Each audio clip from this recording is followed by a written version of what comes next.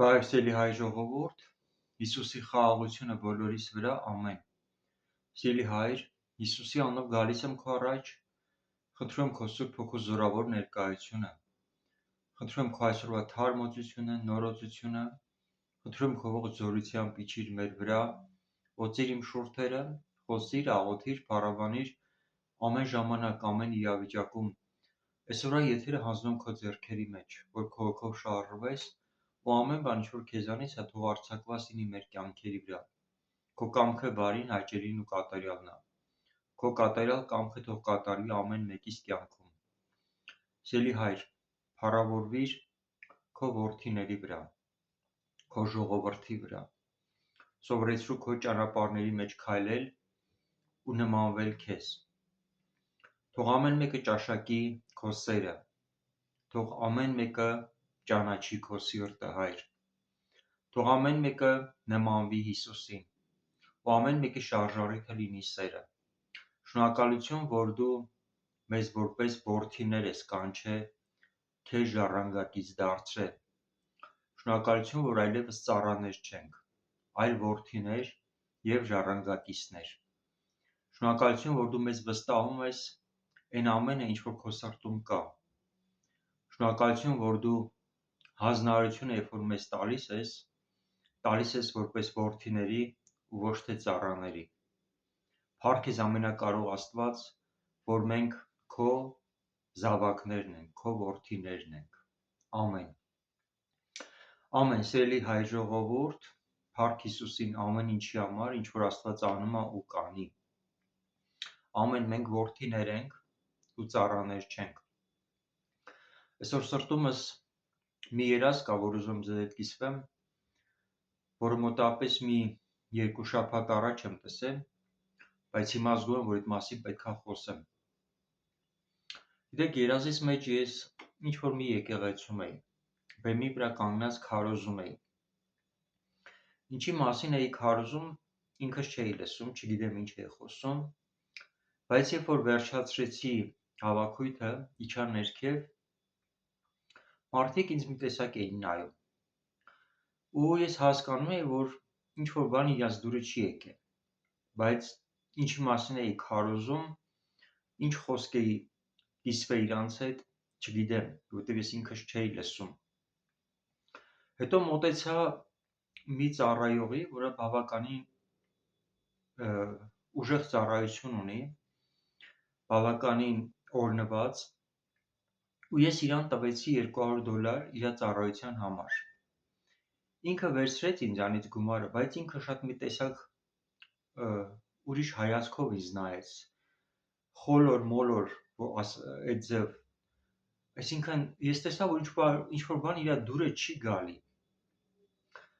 Սկզբից մտածում էի, երևի գումարի չափը քիչ է, երևի իր ծառայությանը հազարներ են տալի, բայց քանի որ չէի հասկանում իր այդ հայացքը, իր այդ պահվածքը, ոչ ոք չհարցրեցի, ուղղակի հեռացա։ Հետո մոտեցա մի ուրիշի, ու ինքը իմ հետ նույն ձև սկսեց շատ ուրիշ տոնով խոսել, ուզում էր հետս կռվել, վիճեր, բայց չէի հասկանում ինչն է պատճառը։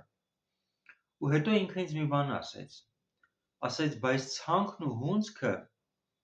գրված է, որ երբեք չի դադարի։ Ես ասացի, հա, ցանքն ու հունձքը երբեք չի դադարի, խոսքը դրա մասին չի։ Խոսքը նրա մասին է, որ մենք որդիներ ենք ու ոչ թե ծառաներ։ Մենք պետք է ամեն ինչին վերաբերվենք որպես որդու, որպես ժառանգորդի, ու ոչ թե որպես վարձկանի, որպես ծառայի։ Ու այդ մասին, երբ որ ես սկսեցի խոսել, ես հասկացա, թե ինչի մասին եմ քարոզել։ Ու իրան մի հատ օրինակ ասեցի պատկերացրա, ու երբ որ ես իրան ասում էի, ես սկսեցի այդ պատկերը տեսնել, տեսիլքի պես։ Ես ասացի, տես քո հոր տունն է, ու ձեր տան մեջ ինչ որ գործեր է արվում, կան մարդիկ, որ վարձված են։ Քո հայրը իրանց վարձել է, իրանք որոշակի աշխատանք են կատարում, ու դու իրանց հետ ես ու իրանց օգնում ես ամեն հարցում։ Նույն քո հոր տան մեջ դու նույն գործն ես անում, ինչ որ իրանք են անում։ Ասի տես հիմա գործից հետո հայրը իրանց վարձատրում է, ու ես տեսնում եմ ամեն մեկին Աստված այդ հայրը, իհարկե դա Աստծո խորհրդապատկերն է, հայրը իրանց տալիս էր այն գումարը, որ իրանց հետ պայմանավորվել էր, ու բոլորը վերցնում էին ուրախությամբ, որովհետև իրանք վարձի դիմաց էին աշխատում, իրանք ծառաներ էին։ Ու երբ որ բոլորին վարձատրեց, վերջացրեց, ինքը մոտեցավ այդ իր տղային ու իրան նույնպես տվեց գումար։ Իր տղան ինքը շատ վրդովված այդ գումարը վերադարձրեց հորը, շատ վիրավորված, ասեց ոնց թե ես քո տղեն եմ, դու ինձ վարձկանի պես խես վարձատրում։ Ու այդ պատկերը ես այդ տղային ցույց էի տալի, որովհետև իր մասին էր դա, ասում էի տես քո դիրքը, դու ինքդ վատ ես զգում, որ քո հայրը քեզ վարձատրում է գումարով, նույն ձև ոնց վարձատրեց այդ վարձկաններին։ Ասի պատճառը նա է, որ դու որպես որդի անշահախնդիր քո հոր տան մեջ անում ես այն, ինչ որ պետք է արվի, դու անում ես քո համար, քո տունն է էդի։ Ու երբ որ քեզ հայրդ վարձատրում է, բնական է դու վիրավորվում ես, որովհետև քեզ վերաբերվում է այդ նման ձևով որպես ծառայի, ու դու քո դիրքով ցույց ես տալի, որ դու որդի ես, որ դու անշահախնդիր ես ամեն բան անում, սիրուց դրդված, դու քո համար ես ամեն ինչ անում։ Գիտես, երբ որ ես սկսեցի իրան այս ամեն ինչը բացատրել, ես հասկացա ինչի մասին եմ քարոզել։ Ու գիտեք, հիմա այս ուղղությամբ ես ուզում եմ իրականում խոսեմ, որովհետև շատ շատերը այս ուղղությամբ, երբ որ լսում են ուղերձները, իրոք վրդովում են, իրանց սրտում ինչ-որ բան է կատարվում։ Գիտեք, հետաքրքիրն ինչն է, Աստծո խոսքը ասում է, որ մենք ժառանգներ ենք, որդիներ ենք, գնված ենք Հիսուսի արյունով։ Բայց նաև խոսքի մեջ ասում է, որ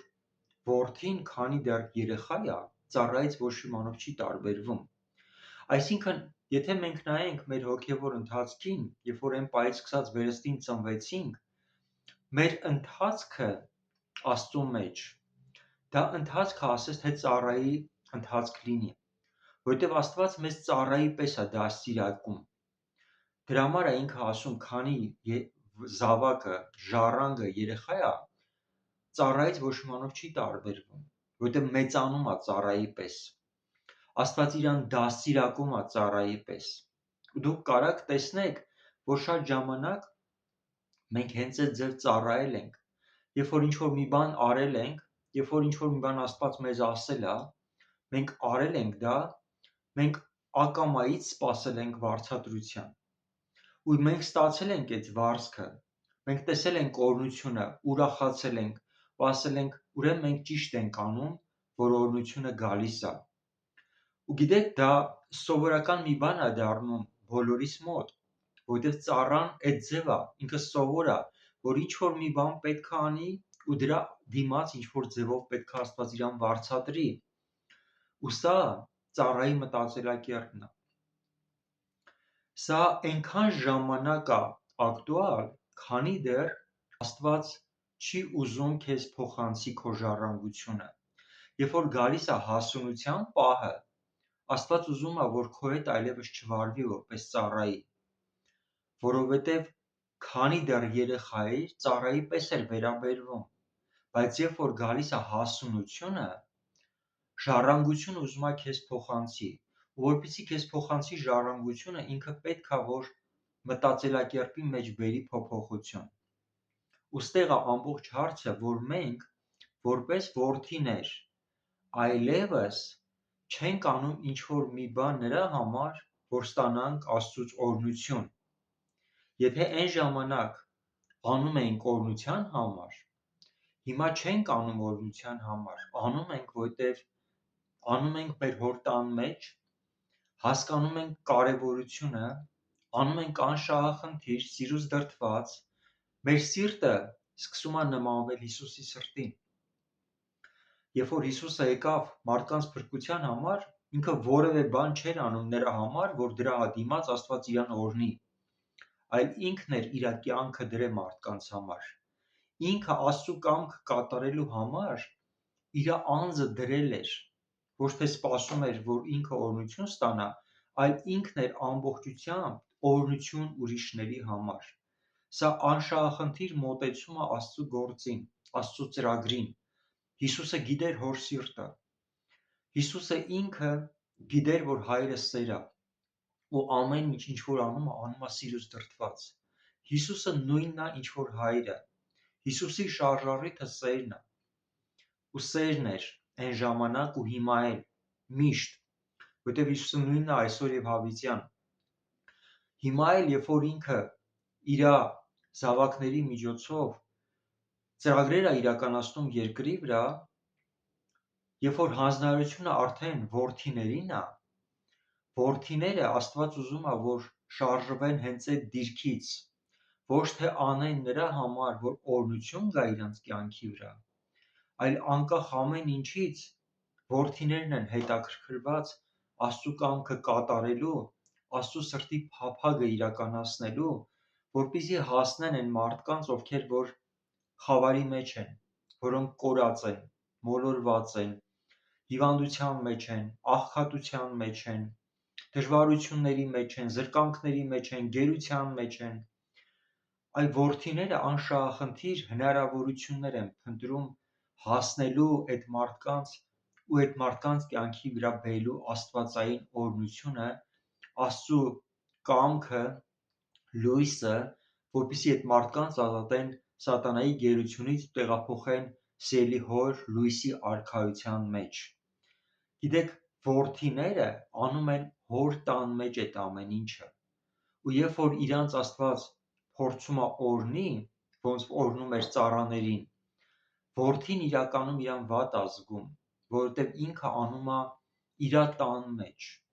ինքը անում է սիրուց դրդված, ինքը ուրախ է այդ ամեն ինչը անելով, ինքը երջանիկ է, որ կարողանում է իր հոր սրտի երազանքը իրականացնի։ Ինչ վերաբերում է օրհնություններին, ու հենց այդտեղ է, այդ մոտեցման մեջ է, այդ սրտի դիրքի մեջ է, որ Աստված ասում է, այն ինչ որ իմն է, քոնն է, բայց որդին ինքը արդեն ինքն է հասկանում, որ հոր ունեցվածքը իրանն է, ինքը այն ամեն ինչին, ինչ որ հայրը տվել է, հանձնարարել է, վերաբերում է իր սեփականի, դա իր սեփականությունն է, ու ինքը այդ ժամանակ չէր մտածում օրհնությունների համար, որովհետև ինքը գտնվում է դրա մեջ։ Աստված ինքն է հոգատարը, հոգատար հայրը, որ ամեն ինչով մատակարարում է իր ծրագրերի իրականացման համար։ Ուշադրություն դարձրեք Հիսուսի ծառայությունը։ Հիսուսը ինքը, երբ որ Սուրբ Հոգով մկրտվեց ու անապատից վերադարձավ Տիրոջ զորությամբ, գրված է, որ Աստված մարդիկ էր առանձնացրել, որոնք իրանց ունեցվածքով ծառայում էին Հիսուսին։ Հիսուսը այլևս չէր մտածում, որ ծառայի, որ օրհնվի։ Հիսուսը, եթե մինչև ծառայության մեջ մտնելը, ինքը իր հոր մոտ աշխատում էր, ինքը պլոտնիկ էր, ու ինքը մինչև այդ ժամանակահատվածը իր ձեռքի գործով փող էր վաստակում, բայց այդ պահից հետո, երբ որ Աստված իրան մտցնում է ծառայության մեջ, Սուրբ Հոգու զորությունը գալիս է իր վրա ու իր միսիան է սկսվում, Հիսուսը այլևս հին բաների հետևից չի գնում, իր կյանքում սկսվում է նոր ժամանակաշրջան, ու ինքը չի մտածում ինչ որ մի բան անի, որպեսզի օրհնվի, այլ մատակարարում է, Աստված ապահովում է, բարձրացնելով մարդիկ, որոնք հոգ են տանում այն բոլոր ծառայության համար, որ արդեն մտնում է դրա մեջ Հիսուսը։ Դրա համար հարազատս, երբ որ քեզ Աստված սկսում է քո հետ աշխատել այն ուղղությամբ, որ ուզում է, որ դու ծառայի նման չմտածես, օրհնության մասին չմտածես, այլ մտածես Աստծո կամքի մասին, Աստծո երազանքը իրականացնելու մասին, ուրեմն իմացած եղիր, քո կյանքում եկել է հասունությունը, որ ժառանգությունը փոխանցվում է քեզ։ Նշանակում է քո կյանքում սկսվեն բաներ կատարվել, որոնց համար դու չես էլ մտածի, օրհնությունները կգան քո հետևից, դու դրանց մասին չես մտածի։ Կարևորը, որ քո սրտի փափագը լինի Աստծո սերը մարդկանց փոխանցելը։ Ու սա է, որ Աստծո արքայությունը տարածում է։ Սա է, որ Աստծո սիրո մասին ազգերին ու բոլոր ամեն մեկին հասանելի է դարձնում այն աշխատանքը, որ Աստված անում է երկրի վրա։ Այս շարժառիթն է, որ մարդկանց սրտերը փոխում է, որտեղ իրանք քո միջոցով տեսնում են Աստծո սերը, անշահախնդիր Աստծո սերը, որ ամեն մեկին հասնում է ու իրավիճակի մեջ բերում է գերբնական փոփոխությունն ու հարցերի լուծումը։ Ու ես օրհնում եմ ամեն մեկիս, որ այս անցումային շրջանում, երբ որ Աստված արդեն քո կյանքում եկել է այն պահը, որ հասունությունն է, այս աշխատանքը քո հետ կատարելիս չհակառակվես Աստծուն։ Այդ քարոզը, երբ որ այդ եկեղեցում լսում էին ու իրանք նեղվել էին ու թարսուշիտակ էին ինձ նայում, որ դու թարսուշիտակ չնայես նման աշխատանքին, երբ որ Աստված անում է քո կյանքում, այո, բաներ կան, կսկսեն փոխվել, հին բաները կարան այլևս չգործեն։ Սա անցումային ժամանակաշրջան է։ Սա մի ժամանակաշրջան է, որտեղ Աստված քեզ սովորեցնում է ամբողջությամբ ապավինել իրան ու այն ժառանգությունը, որ դու ունես Աստծո մեջ, ինքը ուզում է փոխանցի քեզ։ Եթե քո հետ սկսվել է նման աշխատանք, ուրեմն հասկացի, որ եկել է այն պահը, որ դու այլևս ծառա չես ու դու մտնում ես քո ժառանգության մեջ։ Սկսվում է աստվածային գերբնականը քո կյանքում ու Աստված սկսում է քեզ ճանաչեցնել իր սիրտը։ Օրհնում եմ քեզ, որպեսզի այն աշխատանքը, որ Աստված սկսել է քո կյանքում, չխանգարես ու թույլ տաս, որ ամբողջությամբ Աստված կատարի, ձևավորի քեզ, քո ձեռքերի մեջ դնի գերբնական օրհնություն, որը ազգերի օրհնության պատճառ է դառնալու։ Հովսեփին Աստված անցկացրեց շատ տարբեր ճանապարհներով, ծառայի վիճակից փոխեց ու դարձրեց ժառանգորդ, ու հետո իրան տվեց գերբնական կարողություն, որպեսզի ինքը անշահախնդիր կարողանա հոգ տանի բոլոր այն մարդկանց համար, ովքեր որ նեղության մեջ էին ու կարիքի մեջ էին։ Աստված քեզ պատրաստում է Հովսեփի պես։ Մի հակառակվիր Աստծո աշխատանքին ու թույլ տուր, որ Աստված քո միջոցով ազգերի համար բերի գերբնական օրհնություն։ Մնա Տիրոջ օրհնության մեջ։ Ամեն։